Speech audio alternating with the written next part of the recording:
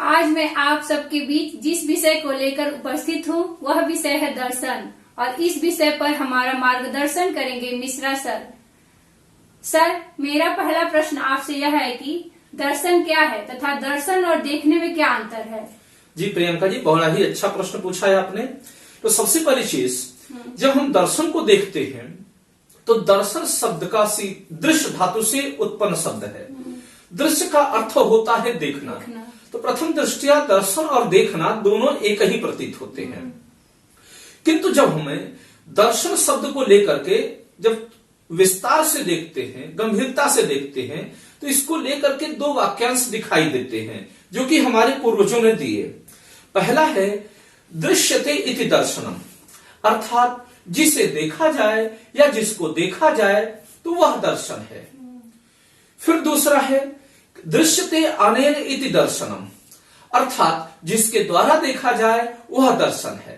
तो दृश्यते इति दर्शनम का अर्थ है कि आपको देख रहा हूं, इसे देख रहा हूं, यह दर्शन है। दृश्यते अनेन इति दर्शनम का अर्थ है मैं देख रहा हूं, यह दर्शन है। अब प्रश्न है कि किसे देखा जाए और क्यों देखा जाए। तो जब दर्शन की बात कर रहे हैं तो दर्शन का अर्थ है कि इस ब्रह्मांड के जो भी पदार्थ हैं या इस ब्रह्मांड के बाहर ऐसा कोई अन्य पदार्थ भी है जो ब्रह्मांड की उत्पत्ति का कारण है, उसके सत्य को परखने के लिए हम दर्शन का प्रयोग करते हैं। यानी दर्शन क्या है, अब साधारण शब्दों में कहा जाए तो दर्शन का अर्थ है कि सत्य को परखने की विधि दर्शन है।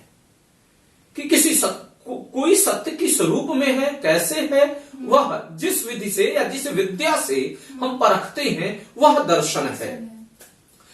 अब देखना क्या है, तो देखना दर्शन की प्रारंभिक अवस्था है। देखना क्या है, दर्शन की प्रारंभिक अवस्था है कि जब हम पांच इंद्रियों से देखते हैं, आंख, नाक, कान, जिह्वा, त्वचा, इनके जरिए हम किसी सत्य की तरफ बढ़ने की कोशिश करते हैं, तो यह देखना है। अब अगली चीज है कि अब सिंप्लीफाई जरा सा इसको किया जाए कि देखना और दर्शन में क्या अंतर है। दर्शन को समझने के लिए तो आपको एक लंबा विस्तार से समझना होगा, लेकिन प्राइमा फेसी अगर समझें कि कोई आम आदमी इसके अंतर को समझना चाहता है कि दर्शन और देखना क्या है, तो दर्शन पूर्वाग्रह के बिना किसी वस्तु को देखना है। दर्शन किसी विषय को संपूर्णता से परख करके समझने की प्रवृत्ति है, विद्या है। दर्शन में वस्तुनिष्ठता पाई जाती है। यानी वस्तुनिष्ठता क्या है, मैं विषयी हूं और यह वस्तु है, तो मैं इसे देख रहा हूं, परख रहा हूं, तो यहां पर मैं अपने मस्तिष्क का प्रयोग करके या अंतरात्मा का प्रयोग करके इसके रहस्य को सुलझाने का प्रयास कर रहा हूं, तो यह दर्शन है। तभी तो मैं इसके सत्य को मैं समझ पाऊंगा।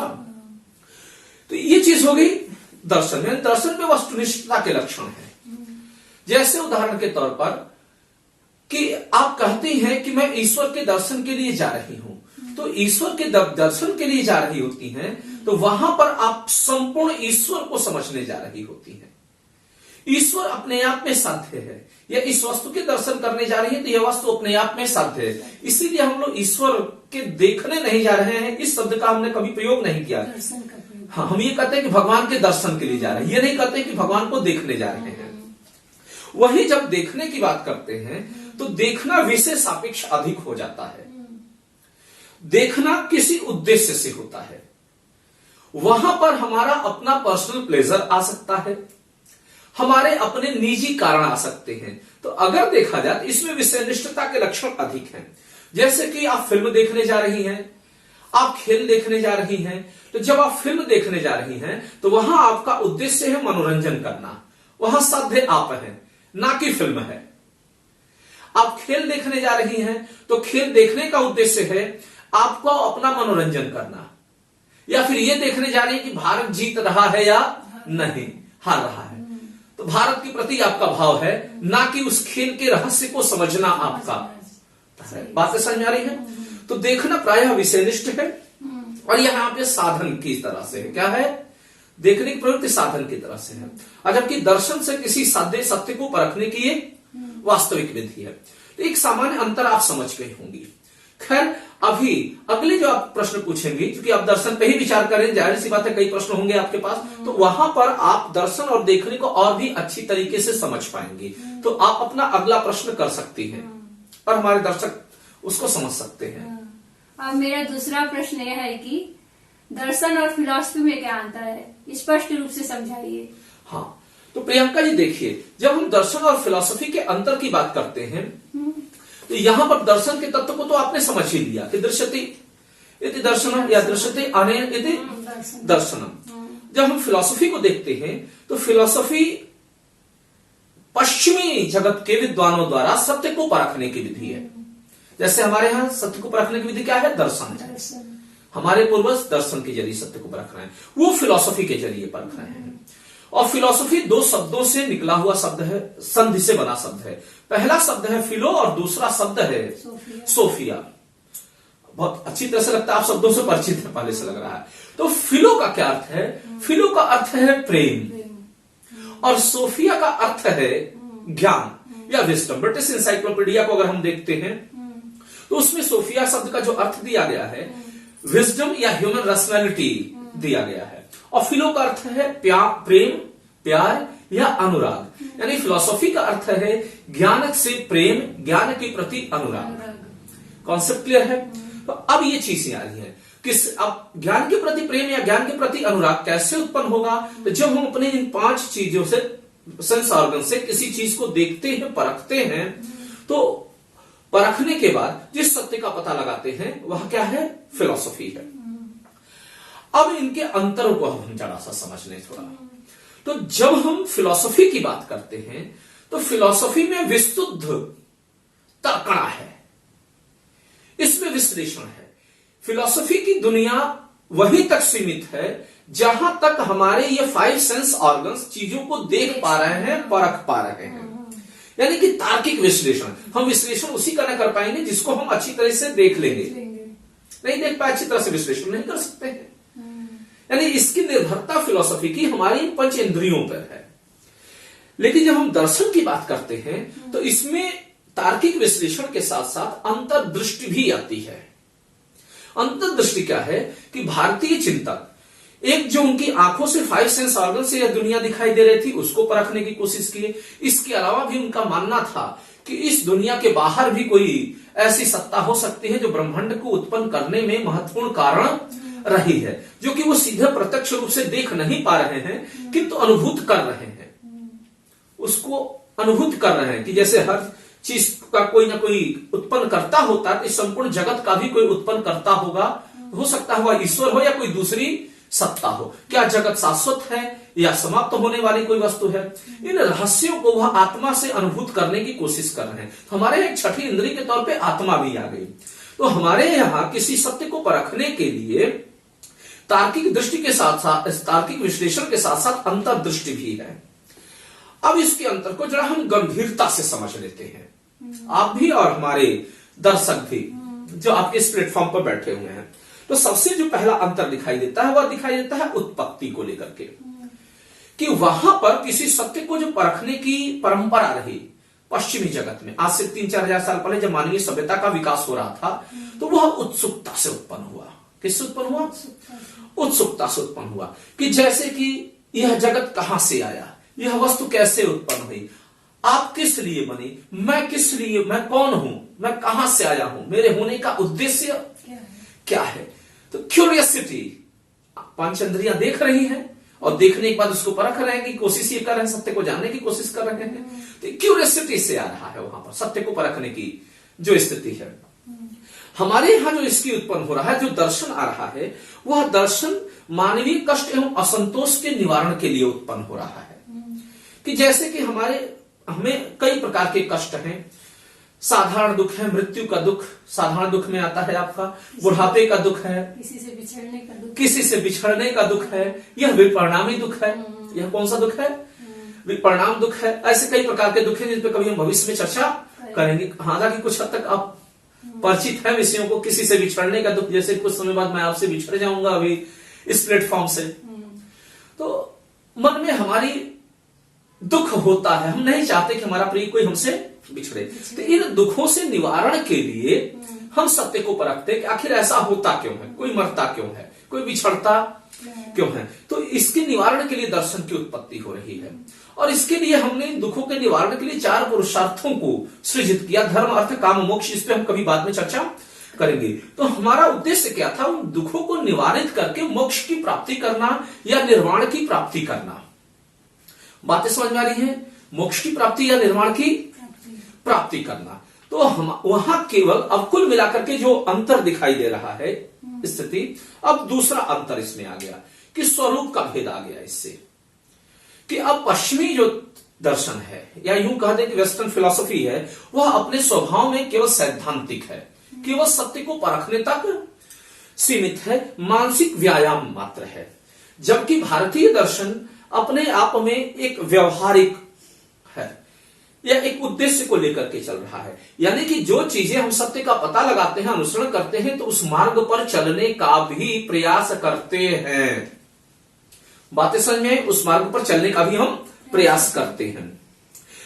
इसको लेकर के बड़ा ही अच्छा उत्तर दिखाई देता है जैन दर्शन में, कि जैन धर्म में मानना है, या भारतीय दर्शन तो है मूल रूप से वह, तो सीधा मानना है कि जीवन का उद्देश्य ज्ञान की प्राप्ति करना नहीं है, बल्कि ज्ञान का उद्देश्य है जीवन को सही और सात्विक मार्ग पर ले जाकर के मोक्ष की प्राप्ति करना। यानी हम ज्ञान के लिए नहीं है, ज्ञान हमारे लिए है। बातें समझ में आ रही है? ऐसा ज्ञान जिससे हम अपने जीवन को सुव्यवस्थित ना कर पाए, दुखों से निवृत्त ना कर पाए, उस ज्ञान का क्या लेना देना है। बातें समझ में आ रही है? तो ज्ञान एक उद्देश्य के लिए, हमारे ज्ञान साध्य नहीं है, साधन है। अब देखिए, यही कारण है कि दोनों के दृष्टिकोण में भी अभिन्नता आ रही है। अब ये तीसरा अंतर निकल करके आ रहा है कि उनका दृष्टिकोण मेटलिस्टिक है। क्या है? भौतिकवादी है, वैज्ञानिक है और बौद्धिक है। और हमारा जो दृष्टिकोण है वह आध्यात्मिक है। क्यों? क्योंकि हमारे 6वीं इंद्रिय आत्मा का भी विचार किया गया कि इस भौतिक सत्ता के बाहर भी कोई सत्ता हो सकती है, और आत्मा के जरिए हम उसको महसूस करने का प्रयास करते हैं। वहां प्रत्यक्ष के ही प्रमाण माना जाता है। हमारे यहां प्रत्यक्ष के अलावा अनुमान को भी प्रमाण माना जाता है, या अलग अलग दर्शन में अन्य और भी चीजें प्रमाण के लिए जुड़ी हैं, जिसपे हम चर्चा करते रहेंगे। तो अब क्या चीजें निकल करके आई? निकल करके ये आई कि वहां पर रिलीजन और फिलॉसफी ये दोनों सेपरेट हो गए, और हमारे यहां सत्य के मार्ग पर चलने को धर्म कहा गया। क्या कहा गया है? धर्म। तो हमारे यहां धर्म और दर्शन एक दूसरे के भीतर सम्माहित हो गए। बातें समझ आ रही है? धर्म हमारे दर्शन का अभिन्न अंग है। वही जब उनकी बात कर रहे हैं तो रिलीजन और फिलॉसफी अलग हो गए। फिलॉसफी वहां भौतिक पदार्थों का परीक्षण कर रहा है, और अधिभौतिक सत्य को जानने की कोशिश कर रहा है रिलीजन। सीमेटिक रिलीजन में यहूदी, इस्लाम और ईसाइयत में देख लेंगे तो वहां एक ईश्वर की कल्पना है, स्वर्ग नरक की कल्पना है, उसमें कहीं पर ज्यादा विज्ञान दिखाई नहीं देता। लेकिन उनके दर्शन में विज्ञान और विशुद्ध विज्ञान दिखाई देता है। ऐसे पदार्थों को टच नहीं कर रहे हैं जो कि इन 5 सेंस ऑर्गन से दिखाई नहीं देता है। अब देखें, यानी अब इससे एक अगला अंतर महत्वपूर्ण दिखाई दे रहा है, जो कि आईएएस मेंस की तैयारी करने वाले विद्यार्थियों के भी काम आएगा, और बीए में जो फिलॉसफी से दे रहे हैं उनके भी काम आएगा, कि फिलॉसफी में केवल इहलोक की सत्ता को स्वीकार किया गया है, और दर्शन में इहलोक के साथ साथ परलोक की सत्ता को भी स्वीकार किया गया है। बहुत महत्वपूर्ण अंतर है, क्योंकि धर्म और दर्शन में तादात्म्य हमारे यहां स्थापित हो जा रहा है, और वहां केवल इहलोक की सत्ता को स्वीकार किया जा रहा है, और रिलीजन में परलोक की सत्ता को।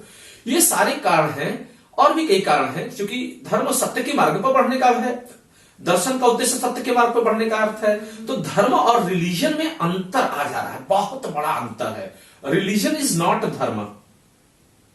बातें समझ आ रही है?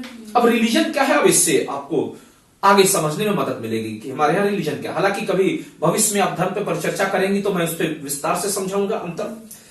तो अगला अंतर यह आ रहा है कि हमारे यहां जो दर्शन है इसमें चेतना की मीमांसा आ जा रही है, और उनका यहां फिलॉसफी शुद्ध मेटलिस्टिक है, तो उसमें चेतना की मीमांसा नहीं है। अगली चीज है, अंतर आ रहा है कि उनका जो वेस्टर्न फिलॉसफी है या फिलॉसफी शब्द है, वह किसी विशेष जीवन पद्धति का निर्माण नहीं कर रहा है, जबकि भारतीय दर्शन जीवन पद्धति का निर्माण कर रहा है। यानी कि संप्रदाय इससे निकल करके सामने आ रहे हैं। जैसे कि बौद्धों ने सत्य को अलग तरीके से परखा, गौतम बुद्ध ने, हाँ, जैन ने अलग परखा, महर्षि कपिल ने सत्य को, इस ब्रह्मांड के रहस्य को सुलझाने का अलग प्रयास किया, वेदांतियों ने अलग प्रयास किया। तो जो भी ये चिंतक हैं अलग अलग प्रयास कर रहे हैं, तो भारत की आम जनता जिसके मत से सहमत है उसको फॉलो कर रही है और पंथों का निर्माण हो रहा है। बात समझ आ रही है? यानी दर्शन के कारण ही हमारे यहाँ कई पंथ निकल करके सामने आए, जैन, बौद्ध, ये आदि आदि, संख्य आदि आदि। लेकिन वहां फिलॉसफी के से कोई पंथ निकल करके सामने नहीं आ रहा है। रिलीजन वहां अलग विषय वस्तु हो गई। तो जो हमारा पंथ है, कह सकते हैं कुछ हद तक उसमें और रिलीजन में तादाद में है, ज्यादा नहीं है। क्या कितना तादाद में है? कुछ हद तक समानताएं देखी जा सकती हैं। अब और चीज, यानी हमारे यहाँ जो दर्शन है वो विशेष जीवन पद्धति का सृजन कर रहा है और उस जीवन पद्धति को अपना करके हम मोक्ष की तरफ बढ़ सकते हैं, ऐसा उनके अनुयायियों और उनके गुरुओं का कहना है, जो सत्य की खोज कर रहे हैं अपने तरीके से। अब अगली चीज क्या दिखाई दे रही है कि जो पाश्चात्य दर्शन का विकास है, वेस्टर्न फिलॉसफी का, वह क्रमिक रूप से हुआ है। जैसे मान लीजिए कि सुकरात ने कोई फिलॉसफी दी, उसको में अगर कोई कमी है तो अगली पीढ़ी उसकी आलोचना कर रही है, और यदि उसको सच्चाई स्वीकार कर रही है अगली पीढ़ी, तो उसको विस्तारित कर रही है। तो सुकरात के चिंतन से प्रभावित थे प्लेटो ने और विस्तारित किया। प्लेटो ने अपना चिंतन दिया, उससे उनके शिष्य अरस्तु जहां तक प्रभावित थे उसको आगे बढ़ाया, जहां प्रभावित नहीं थे वह उसकी आलोचना करके आगे बढ़े। ठीक यही चीज है डेकार्ट। मध्यकाल में आते हैं, वेस्टर्न फिलॉसफी में देखते हैं तो डेकार्ट के बाद स्पिनोजा आ रहे हैं, स्पिनोजा के बाद लाइबनिज आ रहे हैं। लेकिन जो हमारे भारतीय दर्शन की अगर हम बात करें तो यह युगपद है। हाँ जी, हाँ बिल्कुल बिल्कुल, युगपद का अर्थ है जो एक साथ चले, युगपद है। हमारे यहाँ जैन और बौद्ध सब साथ आगे बढ़ रहे हैं, जैन और बौद्ध साथ आगे बढ़ रहे हैं, सांख्य भी उसी दौरान आगे बढ़ रहा है। महर्षि चार्वाक का जो दर्शन है वह भी उसी एक साथ चल रहा है। तो हमारे यहाँ दर्शन क्रमिक रूप से चलते चले आ रहे हैं। कोई एक स्पष्ट संस्थापक अगर आप स्वीकार करना चाहें तो ढूंढना मुश्किल है। तो युगपद है। स्टूडेंट्स खासकर जो बैठे हुए हों, सीनियर या जो रिसर्च करने वाले हैं फिलॉसफी पे, तो उनके लिए बड़ा ही महत्वपूर्ण है चीजों को समझने के लिए कि हम में पूर्व और पश्चिम में क्या अंतर है।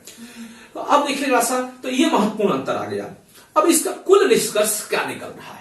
निष्कर्ष फाइनली यही निकला कि जो फिलॉसफी है वह अपने स्वभाव में विश्लेषणात्मक है, और जो भारतीय दर्शन है वह अपने स्वभाव में संश्लेषणात्मक है।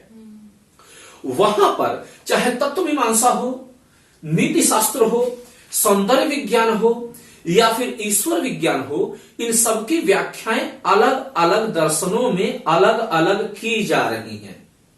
लेकिन हमारे यहां चाहे सौंदर्य विज्ञान हो, चाहे ईश्वर विज्ञान हो, चाहे नीति शास्त्र हो, इन सब पे एक साथ ही चर्चा की जा रही है और इन सबके सिंथेसिस से किसी सत्य को परखने का प्रयास किया जा रहा है। तो मैं उम्मीद करता हूं कि दर्शन और फिलॉसफी के बीच का डिफरेंस आपको और आपके दर्शकों को बेहतर तरीके से समझ में आ गया होगा। और अब इससे हमने एक कंक्लूजन निकाला कि कुछ समानताएं देखने और फिलॉसफी में है, कुछ समानताएं देखने और दर्शन में है, कुछ फिलॉसफी और दर्शन में है। तो जब अंतिम कंक्लूजन पे पहुंच रहे हैं तो फिलॉसफी और देखना, इन दोनों की निर्भरता केवल इन 5 सेंस ऑर्गन्स पे है, 5 इंद्रियों पे है। छठी इंद्री का इसमें कोई जिक्र नहीं है। जो प्रत्यक्ष है उससे ही अनुमान लगाना, देखने में और फिलॉसफी में। डिफरेंस क्या आ जा रहा है देखने और फिलॉसफी में कि फिलॉसफी दर्शन की तरह वस्तुनिष्ठ है और ये विषयनिष्ठ हो जा रहा है देखना। बातें समझे? तो देखना में और फिलॉसफी में ये डिफरेंस आ गया। और जब फिलॉसफी और उसको जब हमने देखा दर्शन को, तो दोनों ही अपनी प्रकृति में वस्तुनिष्ठ हैं। ये दोनों में समानता है। क्या है? दोनों ही सत्य की खोज कर रहे हैं, ये दोनों में समानता है। अब अंतर कहां निकल करके सामने आया फिलॉसफी और दर्शन में? कि दर्शन में जिस सत्य की खोज हो रही है, हम उस सत्य की तरफ बढ़ रहे हैं और ताकि हम मोक्ष को प्राप्त कर सकें और अपने दुखों का निवारण कर सकें। लेकिन फिलॉसफी का ऐसा कोई उद्देश्य नहीं है, प्योर मानसिक व्यायाम है। तो ना आप समझ गए होंगी, और मेरे दर्शक खासकर जो विद्यार्थी देख रहे हैं उसको बीएमए की परीक्षाओं में या आईएएस मेंस की परीक्षाओं में फिलॉसफी में आप जरूर इसको लिखने का प्रयास करिएगा और डिफरेंसेस समझ में आ गए होंगे। प्रियंका जी तो मुझे हर बार लगता है मेरा इंटरव्यू लेती रहेंगी आप सभी के बीच में। मैं फिर नए विषय के साथ आप लोगों के बीच उपस्थित होंगी। तब तक के लिए धन्यवाद।